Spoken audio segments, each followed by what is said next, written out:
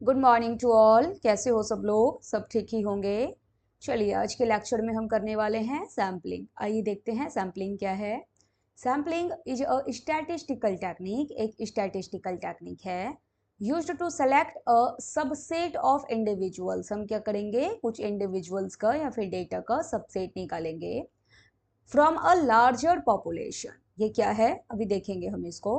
Allowing researchers to make inference about the population. देखिए larger population हो गया आपका ये, ठीक है। ये कंप्लीट का कंप्लीट क्या है आपका पॉपुलेशन है।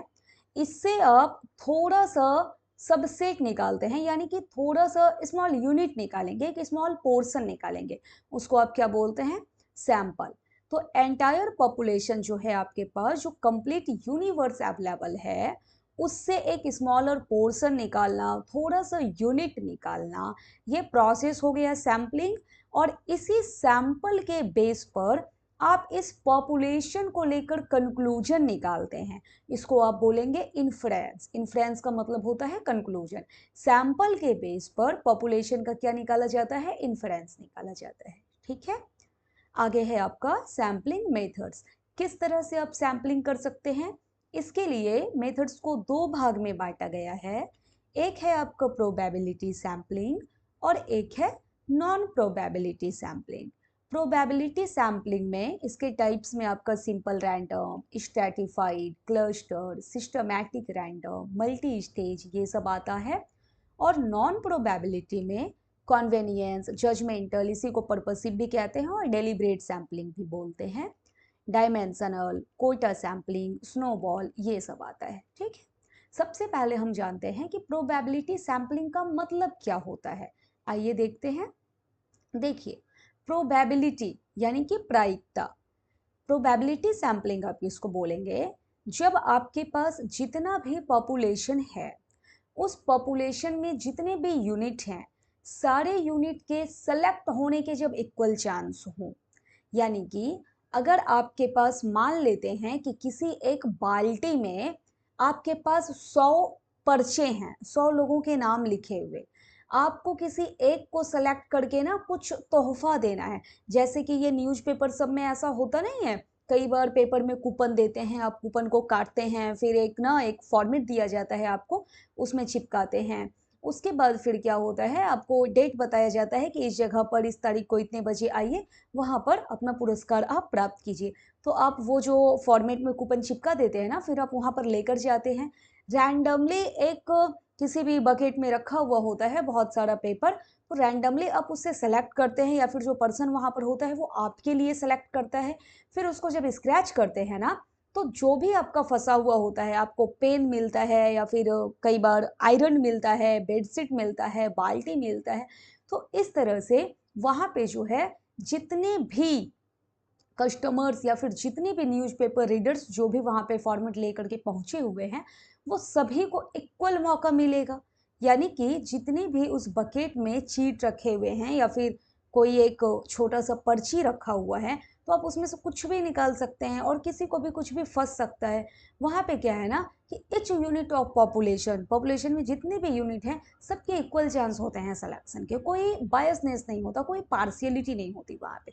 इसी को आप बोलते हैं प्रोबेबिलिटी सैम्पलिंग, जब सारे यूनिट के सेलेक्ट होने के चांसेस जो हैं वो इक्वल हो, ठीक है। देखिए each unit of the population has an equal chance of selection। अब इसके टाइप्स में हम पढ़ते हैं सिंपल रैंडम सैम्पलिंग। इसमें क्या है, every element of the population has equal chance of selection in the sample. जितना भी यूनिट है पॉपुलेशन का, जितना भी एलिमेंट है, सबके इक्वल चांस होंगे सिलेक्शन के।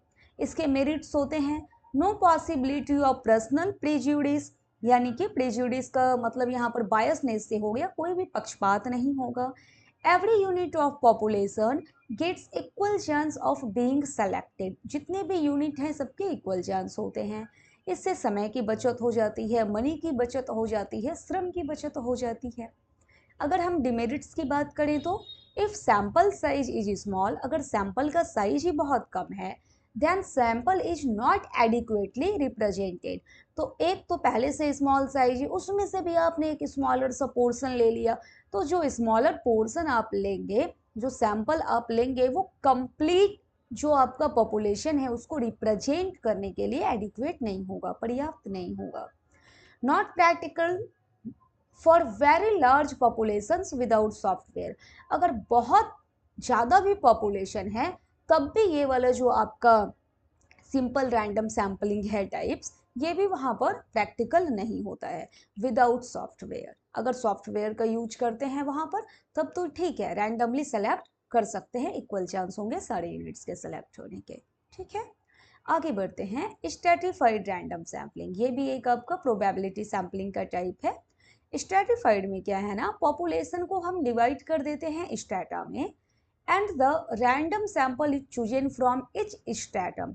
स्ट्रैटा बोला जाता है ग्रुप को, जो पॉपुलेशन है उसको हम अलग अलग ग्रुप में डिवाइड करेंगे और फिर सारे ग्रुप से जो ग्रुप बनता है उसको बोलेंगे स्ट्रैटम। सारे ग्रुप से यानी कि सारे स्ट्रैटम से रैंडम सैंपल को चूज कर लिया जाएगा। This method is used when units of the population are heterogeneous.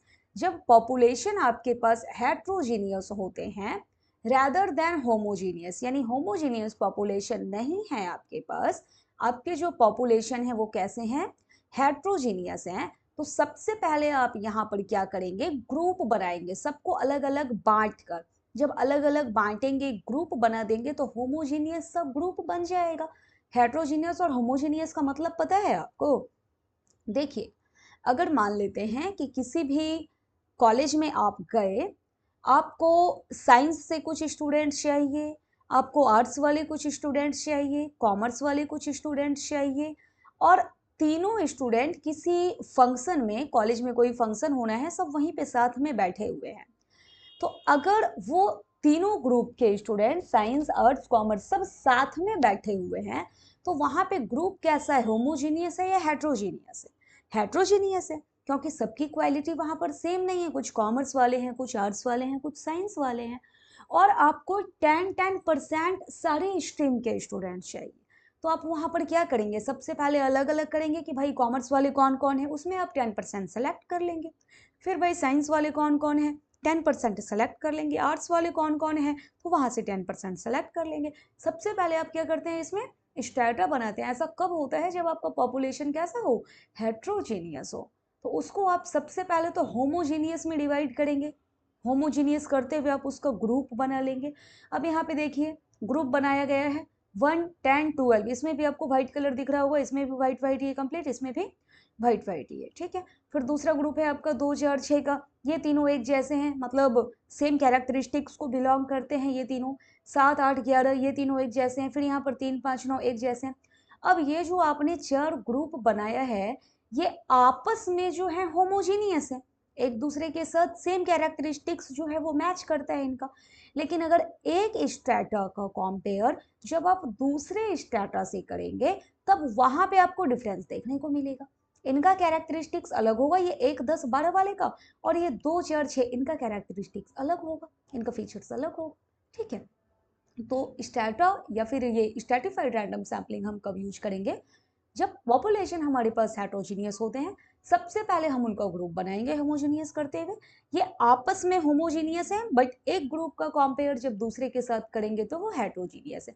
अब आप सारे ग्रुप से सैंपल ले लेंगे। पहले वाले से देखिए यहाँ पर 10 को लिया गया है, दूसरे वाले ग्रुप से देखिए यहाँ से 2 को उठाया गया है, तीसरे वाला जो स्टैटा है वहां पर से 8 को उठाया गया है, और जो ये आपका चौथा स्टैटा है वहां पर से 5 को उठाया गया है। बस ये आपका सैंपल बन गया, ये इतना सा। और ये जो आपका कंप्लीट था ये क्या था, पॉपुलेशन से आप क्या करते हैं, सैंपल निकालते हैं, कंप्लीट आपका पॉपुलेशन था, ये सैंपल बन गया।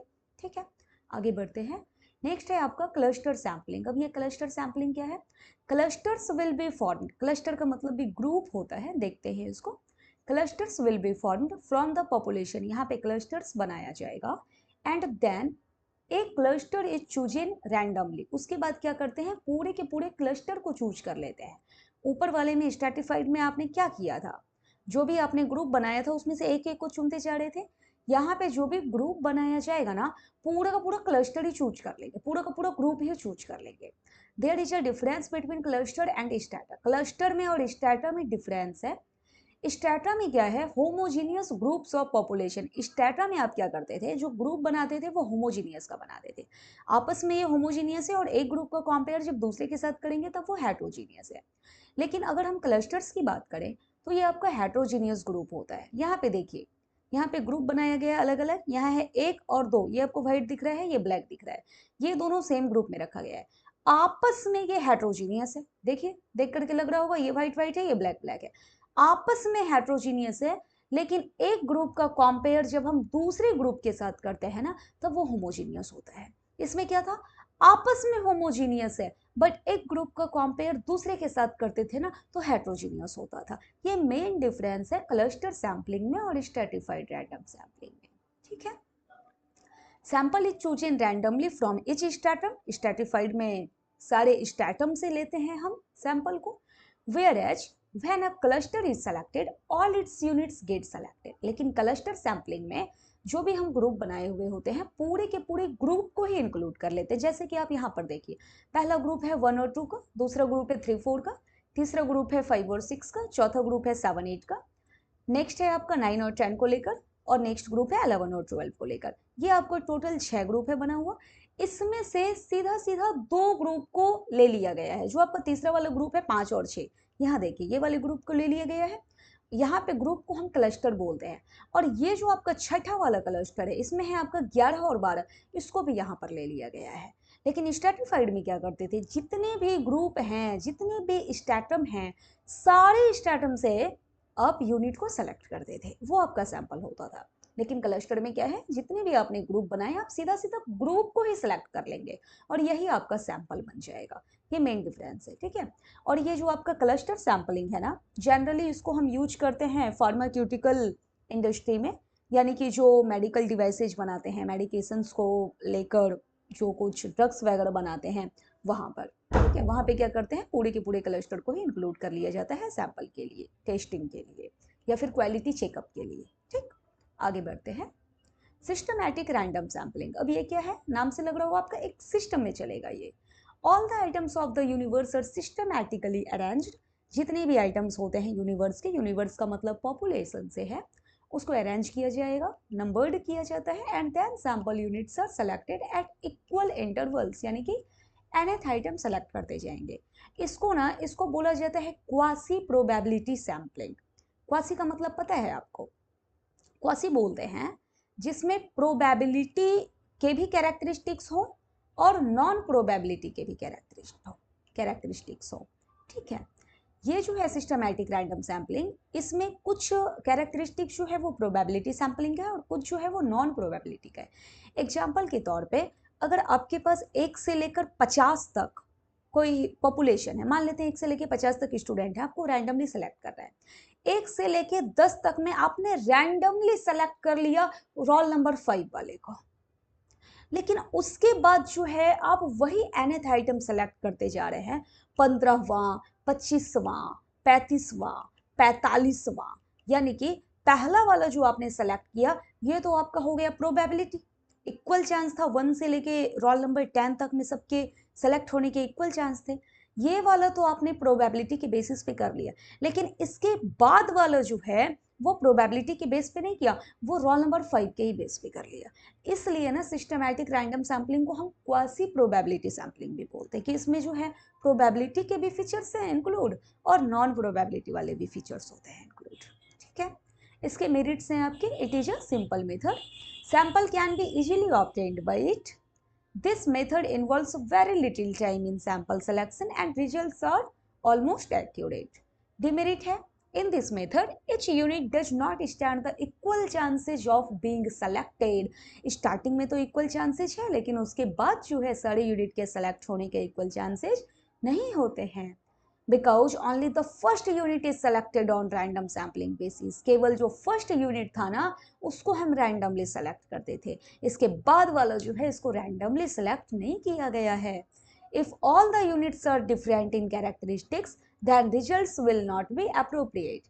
एक डिमेरिट ये भी है कि अगर सारे यूनिट जो हैं वो कैरेक्टरिस्टिक्स में डिफरेंट है, अलग अलग फीचर्स को बियर करते हैं, तब अगर हम वहां पर वैसे केस में सैंपल सेलेक्ट कर रहे हैं तो रिजल्ट हमारा जो है वो अप्रोप्रिएट नहीं होगा, एक्यूरेट नहीं होगा।